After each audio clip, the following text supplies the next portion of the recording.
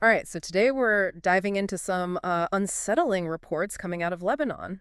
Yeah, it's a pretty wild situation, to be honest. Thousands of Hezbollah communication devices just spontaneously exploding across the country. Something you'd expect to see in a movie. Exactly. From what we've gathered from VN Express, it seems like everything from pagers to walkie-talkies were affected. It's like stepping back in time and then suddenly, Oh. exactly, a wave of explosions just ripping through their comms network. And the human cost is just staggering. According to Lebanon's health minister, we're talking 37 dead, Tragic. almost 3,000 injured. And the types of injuries really paint a grim picture. Yeah, Reuters had some details about that, Many of the victims suffered very similar wounds, some permanently disabling. which really points to this being a deliberate attack rather than some freak accident. Oh, absolutely. This wasn't some random malfunction. This was calculated and was meant to cause serious damage. And it's not just the physical damage either. Imagine the psychological impact this has. Oh, I can't even begin to imagine. The fear, the paranoia. V Express even mentioned Hezbollah members resorting to unplugging routers and TVs just out of an abundance of caution. Wow, it really speaks to the level of distrust and fear this whole thing has generated. Their entire sense of security just shattered. And what makes it even more unsettling is that no one has officially claimed responsibility. Although it's not hard to connect the dots. Right, all signs seem to point to Israel. And VN Express does highlight Israel's history of using similar tactics. Yeah, they mentioned that incident where a Hamas leader was killed by a bomb planted in his phone. A chilling reminder of how far some actors are willing to go. Yeah. It seems like this attack bears all the hallmarks of their previous operations. Sophisticated, deniable, and shrouded in silence. So if it was Israel, what were they trying to achieve here? Just disrupt communication, or was there a deeper message being sent? Well, I think it's safe to say that this goes beyond just disrupting comms. This was about sending a very clear message to Hezbollah. And to understand that message, I think we need to dig a little deeper into the technology involved. Because at first glance, these devices might seem outdated and almost archaic in today's world. Pagers, walkie-talkies, it doesn't exactly scream cutting edge. Right, but there's a reason why Hezbollah relied on them, and it all boils down to security.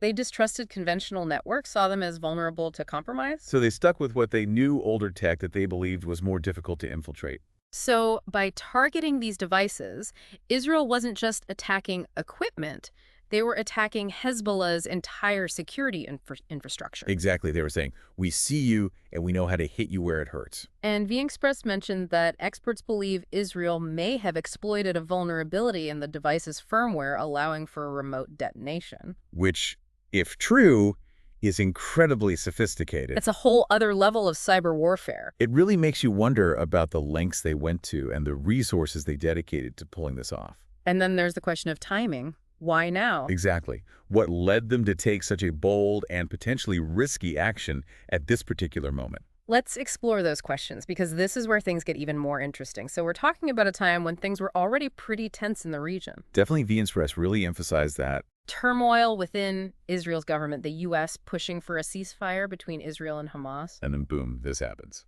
It's like someone threw a match on a powder keg. Yeah, talk about escalating things. You have the U.S. trying to de-escalate, and then you have this incredibly audacious move from Israel. Right. It just doesn't seem to add up at first glance. Like, were they trying to sabotage the peace talks, or? It makes you question their true motives. Exactly what were they hoping to achieve? Well, VN Express brought up an interesting theory. Oh yeah, what was that? Apparently there's this anonymous Israeli source claiming that Hezbollah actually knew about the tampering. Whoa, hold on. So they knew their devices were compromised. That's what this source is alleging. And Israel found out that Hezbollah knew. Right. And rather than risk having their plan exposed, They decided to just detonate everything remotely. it's a pretty bold move even for Israel. Talk about high stakes. But then that begs the question, what were they hoping to gain? Right. Was it just about crippling Hezbollah's communication, or was there a larger strategy at play? Because it's not like they were able to keep it a secret that they were the ones behind it. Exactly. Everyone knows it was them. So it had to be more than just disrupting comms. Well, VN Express did mention that Israel had just updated its objectives for the region. Oh, right. They were really focused on getting their citizens back who were stuck at the Lebanon border. Exactly. The safe return of their people was their top priority. But how does blowing up a bunch of communication devices help with that? That's the million-dollar question, isn't it? It just seems counterproductive. Unless, of course, they were trying to provoke a specific response from Hezbollah.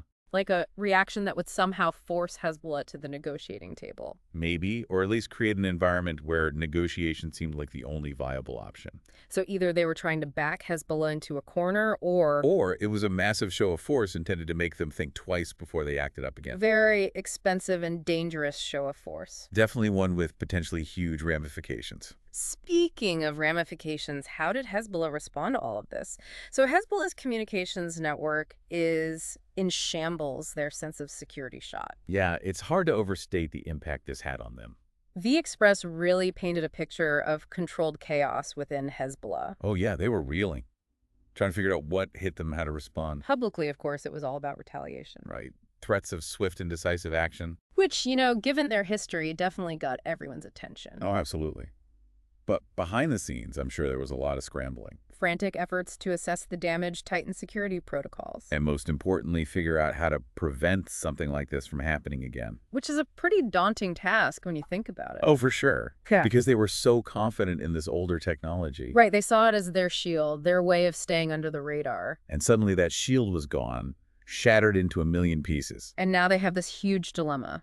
Do they double down on outdated tech or? Or try to modernize and risk exposing themselves to new vulnerabilities. Exactly. It's a tough call. VN Express quoted some analysts who believe this might actually push Hezbollah further into the shadows. Makes sense in a way.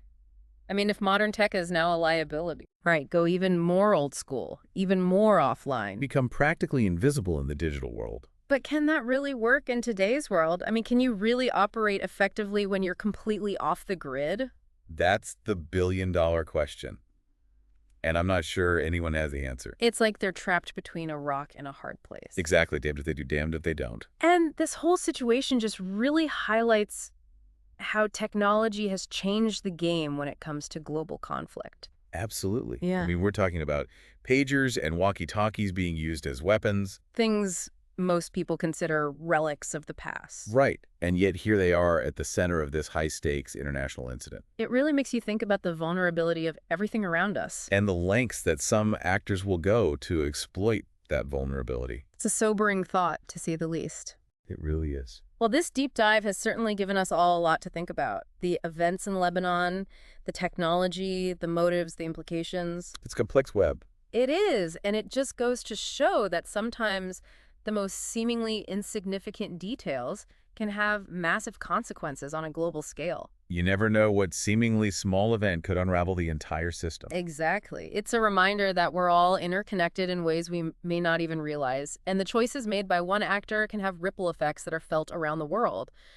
Thanks to these VN Express articles, we've gotten a glimpse into this hidden world of espionage and technological warfare. A world that's only going to become more complex and unpredictable in the years to come. That's for sure. Well, on that note, that's a wrap on this deep dive into the explosions that rocked Lebanon and the implications they hold for the future of global security.